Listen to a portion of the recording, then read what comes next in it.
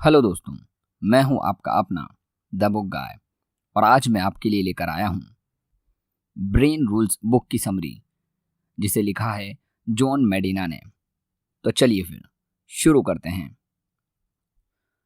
आज की इस वीडियो में हम जॉन मेडिना द्वारा लिखी गई ब्रेन रूल बुक की समरी को सुनेंगे और हम मस्तिष्क के काम करने के 12 तरीकों को जानेंगे। इन्हें जॉन मेडिना ने अपनी बुक ब्रेन रूल्स का नाम दिया है, जिन्हें फॉलो करके हम अपने पढ़ने की, लिखने की और काम करने की पावर को 10 गुना तक बढ़ा सकते हैं। चाहे आप स्टूडेंट हों या जॉब वर्किंग हो या इवन टीचर, ये 12 तरीके आपकी परफॉर्मेंस को नेक्स्ट लेवल पर लेकर जाएंगे और ये डेली लाइफ में आपकी चीज़ें आसान कर देंगे। तो चलिए शुरू करते हैं पहले रूल से। रूल नंबर 1, हमारा मस्तिष्क समय के साथ विकसित हुआ है। जब भी बात इवोल्यूशन की आती है तो सच में हम केवल हमारी बॉडी के बारे में सोचते हैं, परंतु सच तो यह है कि ब्रेन का इवोल्यूशन भी बॉडी जितना इम्पोर्टेंट है। हमारा मस्तिष्क समय के साथ उभरती हुई नई समस्याओं को हल करने के लिए विकसित हुआ है। मस्तिष्क की इवोल्यूशन ने हमें लोगों की भावनाओं को समझने में सक्षम बनाया है। यदि हम दूसरों को न समझते तो एक समाज नहीं बनता और हम कभी भी धरती के शक्तिशाली प्राणी नहीं बन पाते। रूल नंबर 2, एक्सरसाइज से ब्रेन की पावर बढ़ती है। एक्सरसाइज से आपके ब्रेन को ब्लड मिलता है, जिसमें ग्लूकोज और ऑक्सीजन होता है। ये न केवल ब्रेन को एनर्जी देता है, बल्कि ये टॉक्सिक इलेक्ट्रॉनों को बाहर भी निकालते हैं। इससे हमारे शरीर में मौजूद प्रोटीन्स को भी न्यूट्रॉन से संपर्क बनाने के लिए सहायता होती है। व्यायाम आपके शरीर को आपके द्वारा खाए गए भोजन से ऊर्जा प्रदान करने में सहायक है। जब आप व्यायाम करते हैं तो आपके शरीर के सभी ऊतकों में रक्त प्रवाहित होता है और जैसे जैसे आपका रक्त प्रवाह बढ़ता है, आप शरीर भी एक नई रक्त वाहिकाओं का उत्पादन करना शुरू कर देता है। इससे रक्त को अपना काम को, जैसे कि विटामिन और खनिज को इधर उधर ले जाने और गंदगी से छुटकारा पाने में आसानी होती है। इवोल्यूशन भी इस बात का उदाहरण देती है कि हमारे पूर्वज व्यायाम करते थे। मान के चलते हैं कि होमो सेपियंस भोजन की खोज में प्रतिदिन 10 से 20 किलोमीटर तक चला करते होंगे। इसका अर्थ यह है कि व्यायाम के निरंतर अभ्यास से ही हमारा दिमाग विकसित हुआ है। रूल नंबर 3, अच्छी नींद अच्छा जीवन। हर व्यक्ति का एक नेचुरल स्लीप साइकिल होता है, जिसे फॉलो करने पर आप बेहतर सोचते और महसूस करते हैं। आखिर नींद करती क्या है जो इसे इतना आवश्यक बनाता है? सीधे शब्दों में कहें तो नींद हमारे दिमाग और शरीर को आराम देती है, जिससे वह नए से हो सकें। जब आप पर्याप्त नींद नहीं लेते हैं तो आपकी फोकस करने की power, brain function, memory, mood और लॉजिकल थिंकिंग वक्त के साथ डैमेज होता है। ऑथर का कहना है कि असल में हमारा ब्रेन सोने के दौरान भी रेस्ट नहीं कर रहा होता। वो दिन भर की इंफॉर्मेशन को प्रोसेस और चीज़ों को लर्न कर रहा होता है। इसके लिए हमारे लिए प्रॉपर स्लीप और नैप्स लेना जरूरी होता है, एक प्रोडक्टिव ब्रेन के लिए। इसलिए आप ख्याल रखें और पर्याप्त नींद लें। यह आपके मस्तिष्क को बेहतर ढंग से कार्य करने में अवश्य लाभदायक होगी। रूल नंबर 4, तनाव आपको दुर्बल बनाता है। तनाव आपको दुर्बल करता है। इससे आपकी सोच एवं याददाश्त खराब होती है। इसीलिए दोस्तों, अपने जीवन में तनाव को कम से कम करने का प्रयास करें। आपने शायद फाइट और फाइट रिएक्शन के बारे में सुना होगा। किसी भी तनावपूर्ण स्थिति में हम इस रिएक्शन का अनुभव करते हैं। आमतौर पर यह रिएक्शन हमें खतरे से दूर रहने में मदद करती है। दरअसल तनाव हमें अपनी रक्षा करने के लिए प्रेरित करता है। यह पुराने समय में हमारे जीवन को बचाने में काफ़ी सहायक था, लेकिन अधिक तनाव हानिकारक है। जब आप तनाव महसूस करने के आदी हो जाते हैं तो आप अक्सर नियंत्रण की भावना खो देते हैं और समस्याओं के सामने खुद को असहाय महसूस करने लगते हैं। तनावपूर्ण व्यक्ति का दिमाग किसी भी तरह का कार्य करना बंद कर देता है, क्योंकि प्राचीन काल में हमारा मस्तिष्क खतरों का अनुभव करने के लिए तैयार रहता था। हम आज भी छोटे संकटों को कभी कभी बड़ा समझने लगते हैं। साइंस की भाषा में इसे केवमैन सिंड्रोम कहते हैं। चूँकि हम प्राचीन हार्डवेयर पर आधुनिक सॉफ्टवेयर चलाने की कोशिश कर रहे हैं, इसलिए हमारा दिमाग लगातार छोटे खतरों को बड़ा कर देखता है। इसी डर से हम अक्सर अच्छे अवसर भी खो देते हैं। रूल नंबर 5, सबके दिमाग के तार अलग तरह से जुड़े हैं। हर इंसान का ब्रेन बिल्कुल अलग होता है और ये हालात और समय के साथ बदलता रहता है।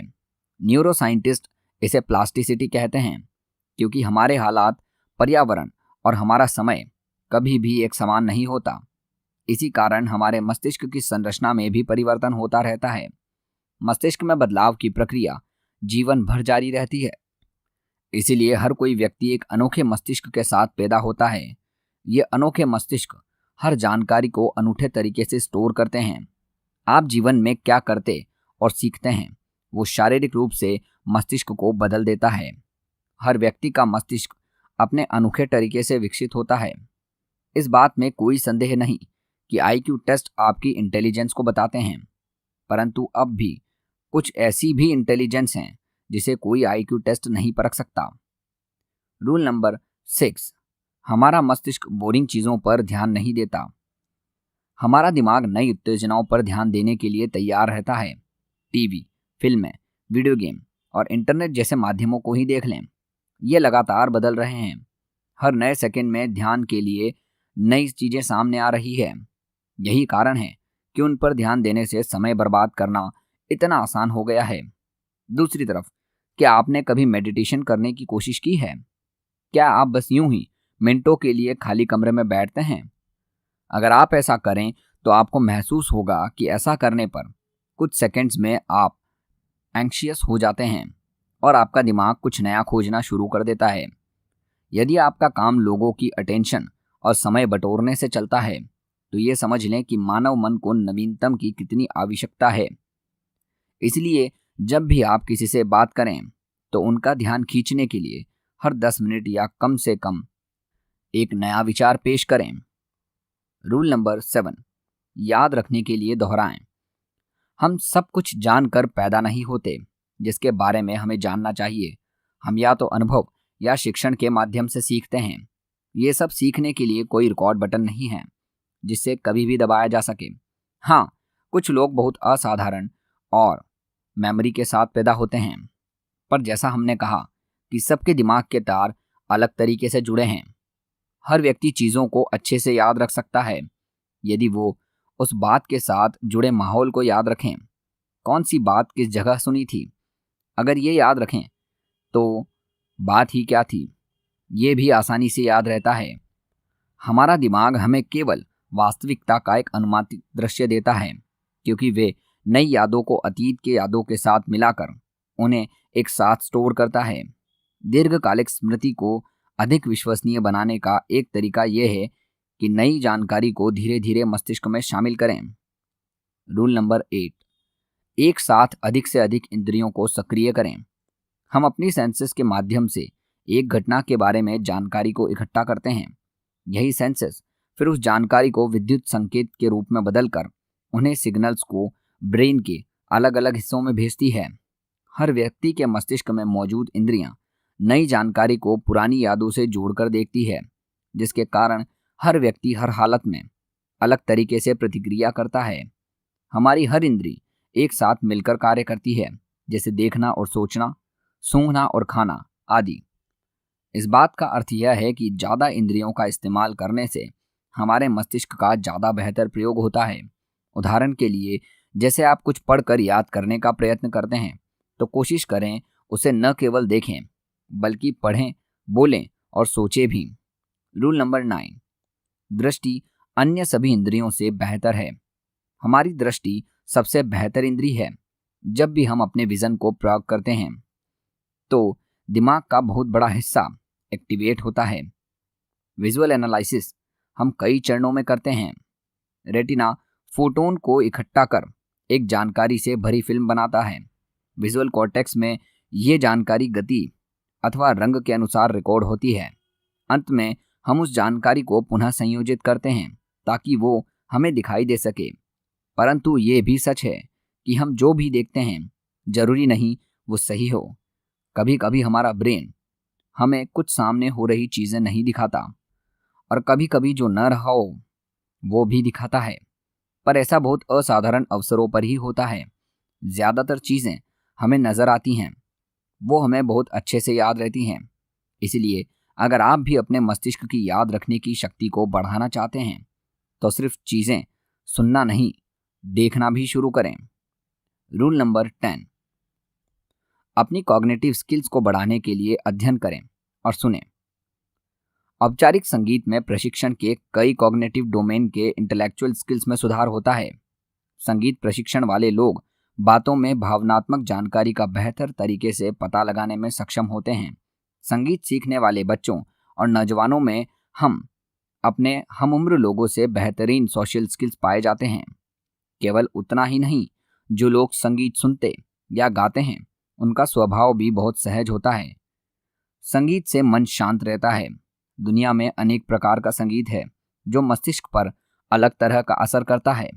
कुछ साउंड वेव्स फोकस करने में मदद करती है, जिनसे कंसंट्रेशन बढ़ती है।